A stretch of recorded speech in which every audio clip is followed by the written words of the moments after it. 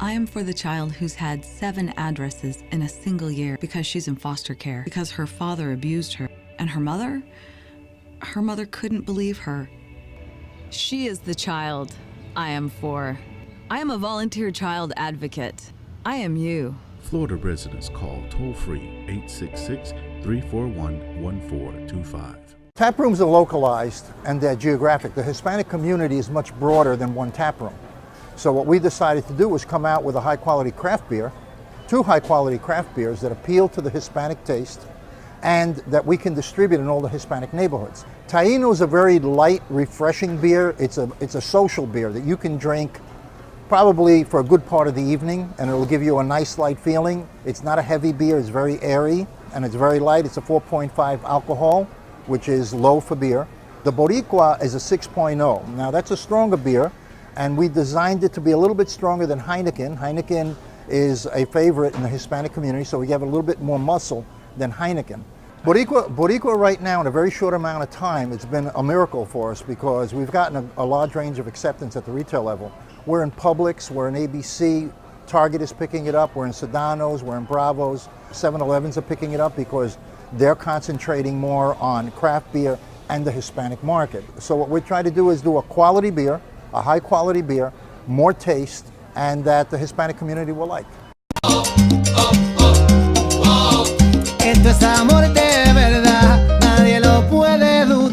Step up to craft beer. Taino Light Lager has a crisp, refreshing Caribbean-style flavor. Boricua Craft Ale, full-bodied flavor for the true beer drinker. Stop drinking beer water. Taino Craft Light Lager and Boricua Strong Craft Ale. Feel the rhythm and come up to craft beer.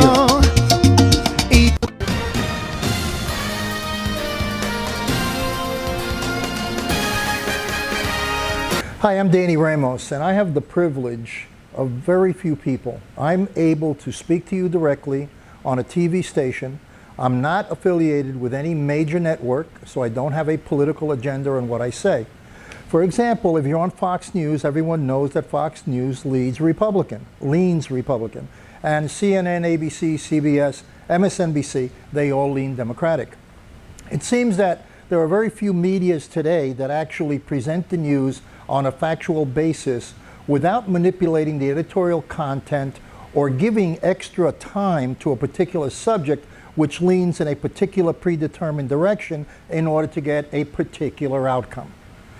We have a small show, I-4 Corridor. We're highly political. We tell it the way it is, and we are on Spectrum every Tuesday night at 9:30. And I am privileged that I can speak to you directly and give you these words. There is no media that's truly objective in the U.S. mainland right now.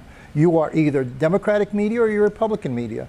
And that creates a very terrible agenda for the American public, because many times the issues that are really, really important to us don't get exposed at the level that they should be exposed.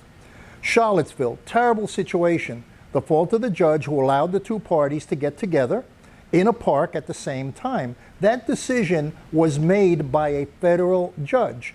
The mayor of that town also supported that federal judge in allowing those 2 different ideological groups from facing each other. The only person who was actually against it was the police chief, and he vehemently was against it.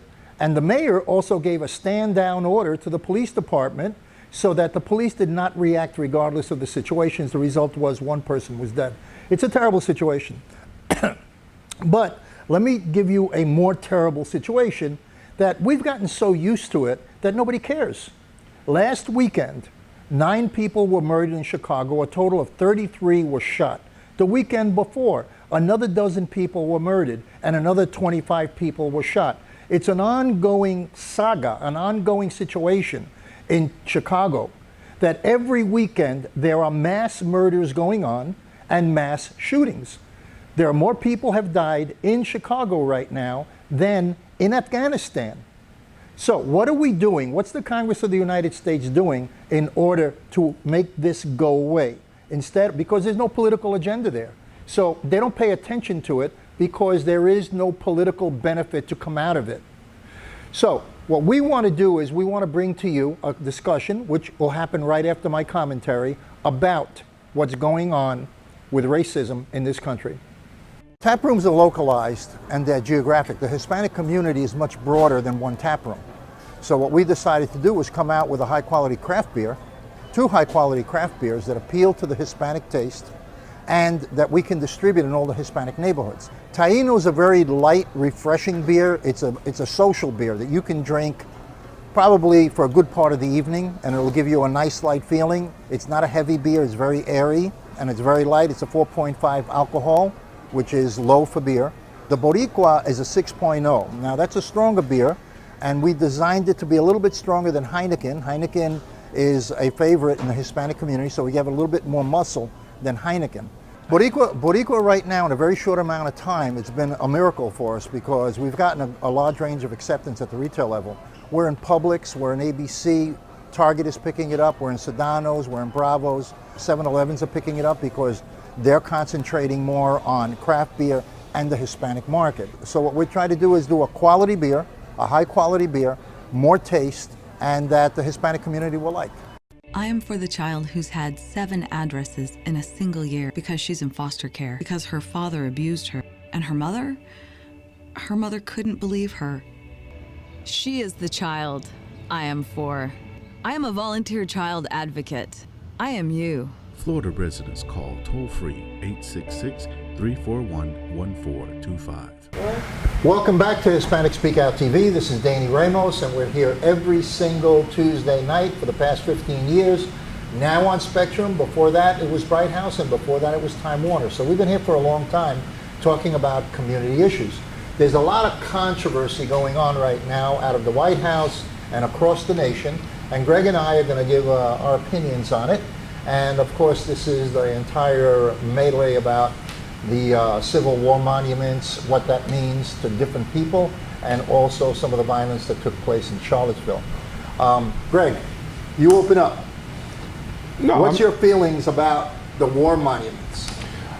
I think if they are part of the federal, local, or state government, right? If they are on that property, they should be removed, right? Not destroyed, and put in a museum. And you can call it the Confederate Museum, right? Mm-hmm. I'm okay with that, you know what I mean? But I don't think that public taxpayer dollars should be paying for that, because if you're an African American, you're a taxpaying citizen, you want to buy some statue of somebody who wanted to keep you enslaved, you know? So yeah, I think they should remove that. Well, the controversy is with a lot of the statements that Trump made, because in his initial statement, he said he wanted to eliminate hatred and everybody should be loving each other, but he didn't come out and say and condemn the neo-Nazis that were in Charlottesville and caused the friction and all of that. Well, he can't, because he's one of them, right? I'm not saying that's a hot statement. No. Okay, good. You know what, man? I'm at an age now. I just want to be honest, right? I'm not calling Trump a neo-Nazi, right? Yeah. But we do know that Trump has a history. Those kids that were charged with rape and then were later found not guilty, right? He was big in that. And then when the kids were found not guilty, he never issued an apology. Trump and his dad, they were sued for discouraging from renting to African Americans. I mean, come on. If you're not a racist, I mean, I don't know what that is. You may not be a neo-Nazi. So he felt comfortable. I remember I saw him looking at that speech. I'm like, that was like a hostage video. I'm like, this guy doesn't want to say that. Just let him say what he wants to say, right? Mm-hmm. Just be honest, man. Yeah. And he showed his true colors. Well, I think it'll all come out in the wash, you know. And come out. It's already come out. You know what? You know what's interesting? What's interesting is that as all of this is going forward, they stopped talking on the news about the other issues that Hillary Clinton is. They opened up an investigation on Hillary Clinton, and other issues like the former chairman of the Democratic Convention. Mm-hmm. They have an investigation about her going on, and all of a sudden that left the news. Now, all of a sudden, the Trump thing has left the news because they just had, during that whole transition, they had this a terrorist attack in Spain. Mm-hmm. So now, when you turn on, because we have a delay, when this is all transpired, when you turn on the radio, all you're hearing right now, and I don't mean this moment, I mean before, several days ago, all you're hearing about is the attacks on in Barcelona, the terrorist attack where they have hostages, and that bumped the investigation of Hillary off, and now the Barcelona has bumped the Trump situation off. So the whole civil rights, the whole concept of the Confederate statues has been bumped off the news while this big thing is going on in Spain right now. Well, in some places it's not an issue, just in mainly southern places. Yeah, look, it's an issue to everybody, but you know, the way I see it, you know, I asked myself the question the other day in the car, is capitalism inherently racist?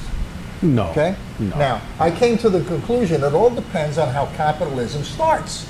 Right. Capitalism by itself is not inherently racist. Right. But if you are a capitalistic society and you use slaves, That's right. then the slavery becomes part of the economic development process of capitalism That's right. within that That's country. right. That's And right. that's what happened in the United States. That's right. It wasn't capitalism that was the bad guy. It was the implementation free labor. of free labor. The free labor and the harsh and brutal forced treatment. free labor. Forced free labor, yeah. And not to mention everything that went along with it. That's right. That's right. So we're carrying a lot of baggage in history. But again, and part of my thought process was that this is kind of like, okay, we're going to tear down these statues. But that doesn't really change the condition that was created and brought forth into our modern today's society. Because, you know, I was driving in the car and I'm thinking to myself, if you go in every major city in the United States of America, not even the major ones, because Charlottesville is not a major city, okay? Neither, you know, Baltimore is a secondary, Philadelphia is secondary, New York, Chicago, Miami, yeah. And you go into the poor neighborhoods, what do you see? You see poor minorities. You see poor minorities, and mostly black or people of color. That's right. That's right. And that comes from what I believe, it comes from the basic institution of the corruption of capitalism back when it all started. That's correct. Because those people never got a leg up. It was almost 200 years later when they said, okay, you don't have to be a slave anymore. But even though they said that, they didn't give them equal justice, right? And they still don't. And they still don't. Right. And that's why we have ghettos of people of color in every single major city in this country, because those people have still not evolved into the economic mainstream, and that all came from slavery. Right. Sure. Because I was a kid, I wasn't a kid, I was already going into college when they passed the Civil Rights Act. That was in my lifetime. I know. You know what I mean? Yeah. And so they still didn't get over it when I was going into college. And they're still not over it because they still have not created a system to allow or train or develop. Yes, they kind of have, but it's very complicated to be able to maneuver through that system, right? Like I grew up and you were taught to go to school, go to college, get a degree, get a job making $45,000, you work that job for 30 years and you retire. That's not capitalism. That's working for someone else. Here now, and at a later point in my life, I learned about capitalism. Danny, I sell socks, right?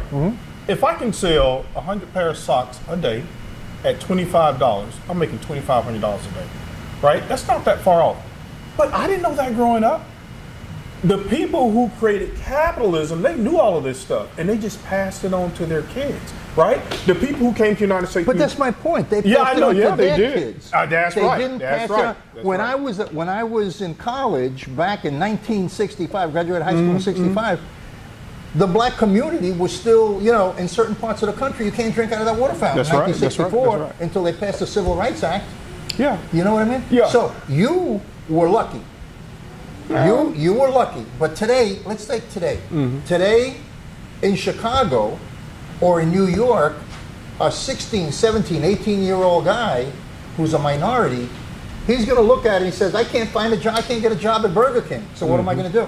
I'm going to sell some pot on the street where I can make $100 a day. Yeah. You can make a little more than that. Yeah. You make at least $500 a day. So they're not going into the system. Right. They're not, and there's no mechanism to bring them into the system. No, there are mechanisms. Except a low-income job with no training that you go into. Well, no, there are mechanisms meaning education, but people have immediate needs. So I get that. There are mechanisms, but you got to be able to maneuver through it, Danny. Like you and I have. It's hard though. You just hit it. You have to be able. That Yeah. takes knowledge. I know. That I takes know. know-how. That takes Yeah, getting yeah. hit on the head 100 Connections, times. connections. It takes relationships. Yep. Right? Now, you go into an area, again, Chicago. What connections does that kid have Right. in the middle of Chicago? That's right. He No. has no connections. That's he has right. no way out. That's right.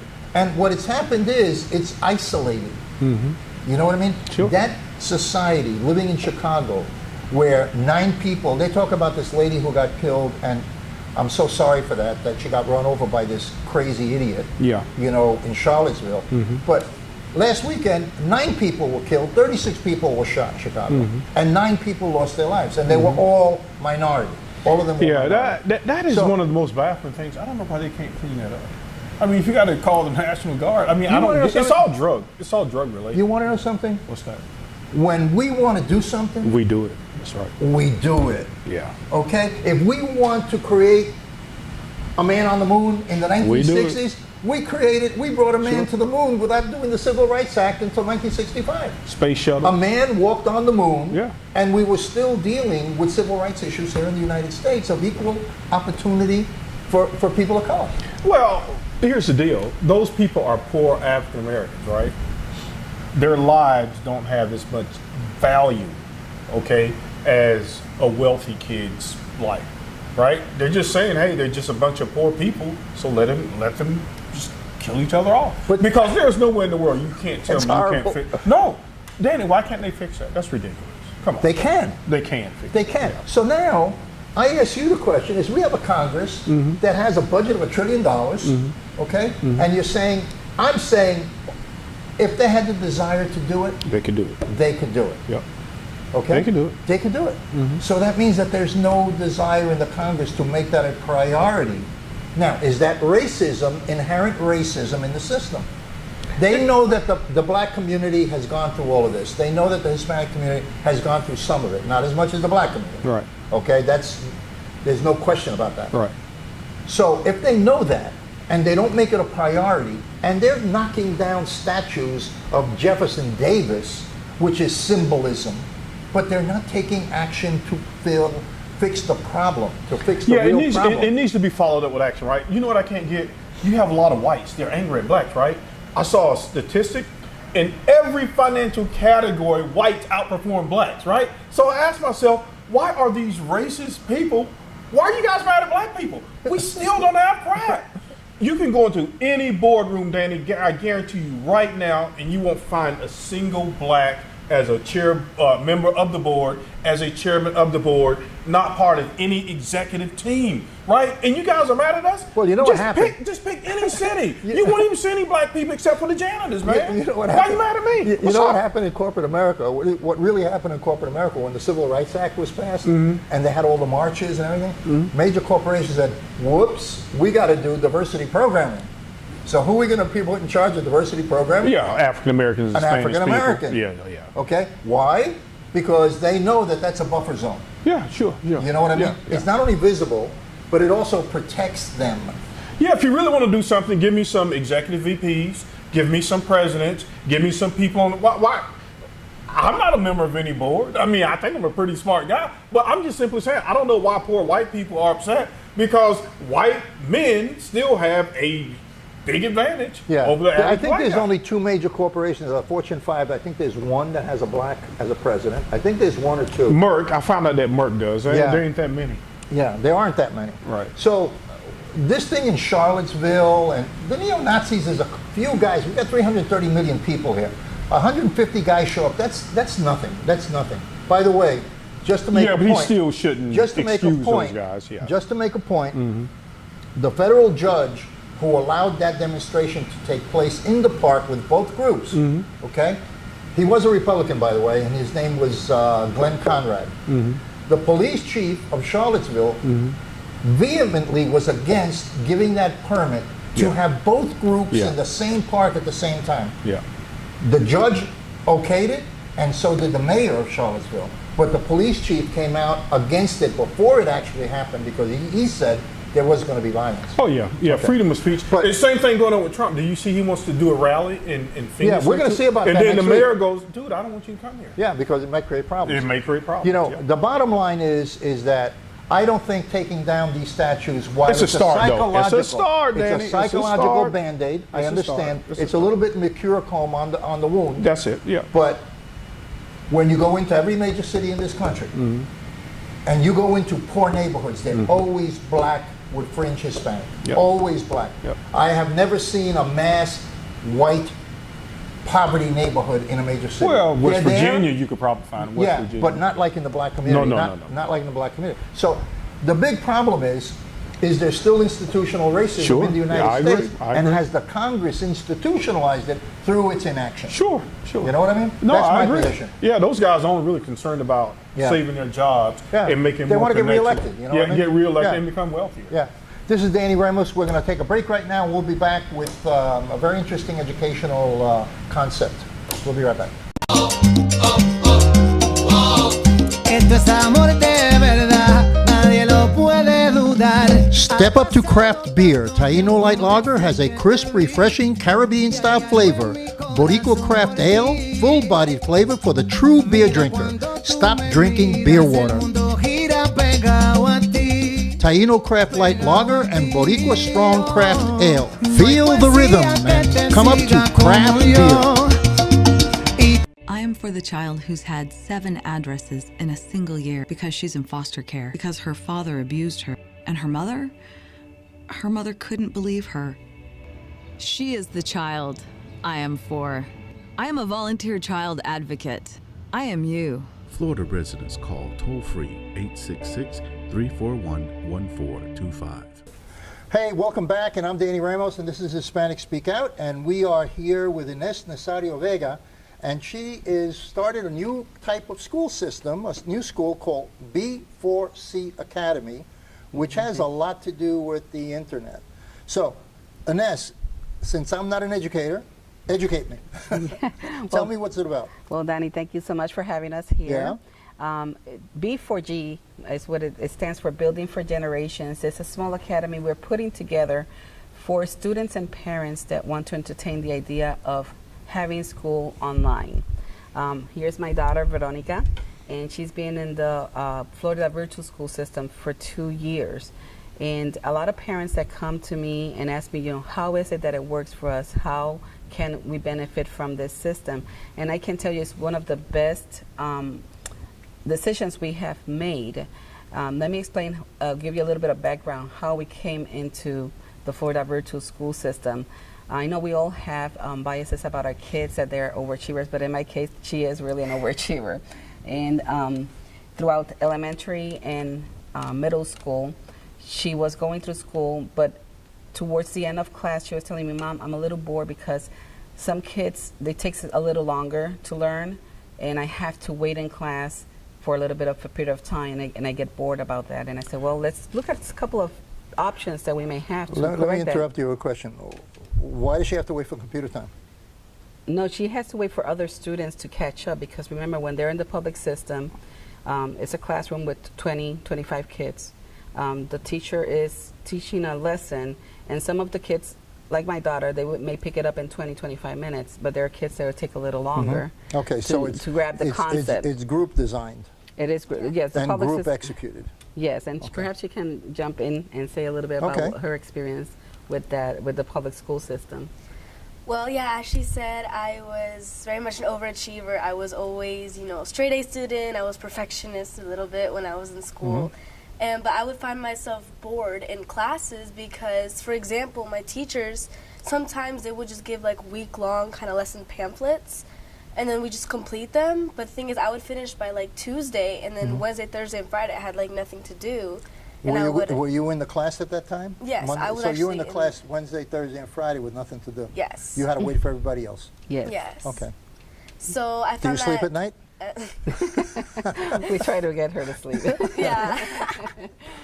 But yeah, I found that it was a really, something that I really struggled with because I found myself bored, and then I would lack, restrain myself from my full potential in school. So when we found the virtual school system, it really interests me because you can go at whatever pace fits you the best.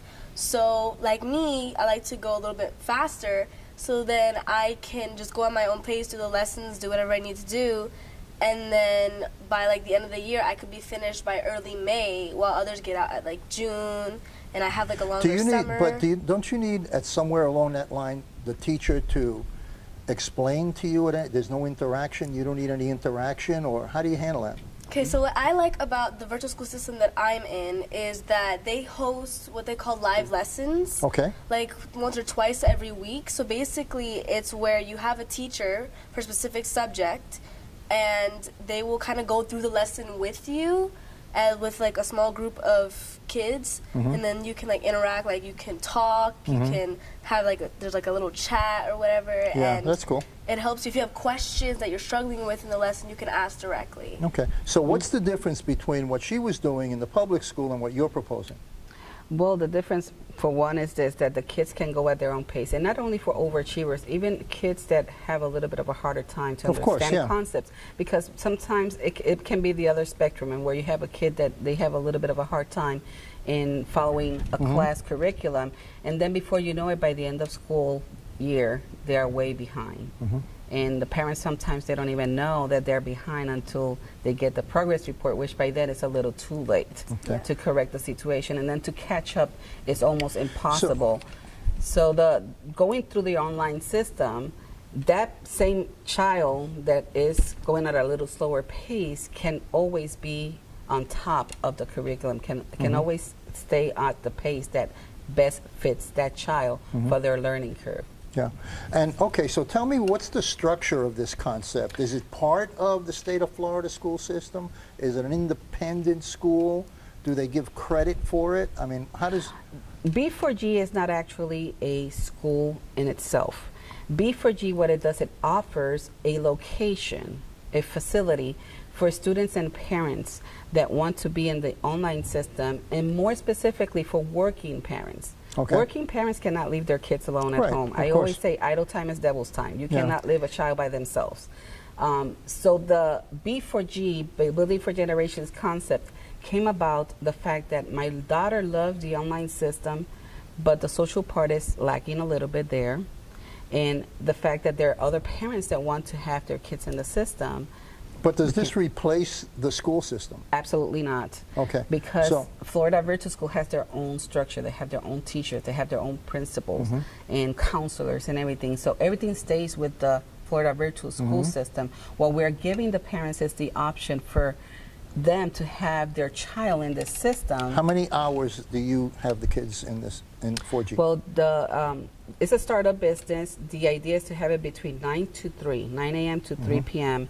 every day, and that is specifically focused for the child to go through their online curriculum for the day. Does this have to be approved by the state, or how does it integrate?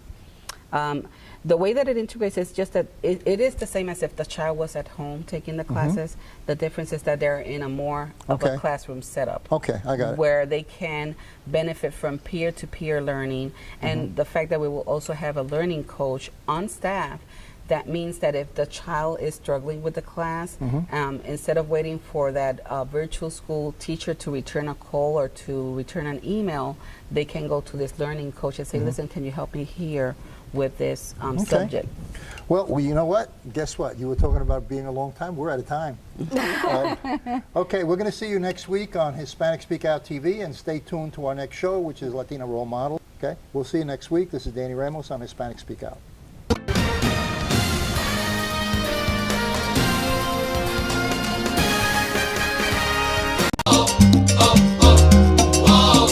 Esto es amor de verdad, nadie lo puede dudar. Step up to craft beer. Taino Light Lager has a crisp, refreshing Caribbean-style flavor. Boricua Craft Ale, full-bodied flavor for the true beer drinker. Stop drinking beer water. Taino Craft Light Lager and Boricua Strong Craft Ale. Feel the rhythm and come up to craft beer. I am for the child who's had 7 addresses in a single year because she's in foster care, because her father abused her. And her mother couldn't believe her. She is the child I am for. I am a volunteer child advocate. I am you. Florida residents call toll-free 866-341-1425.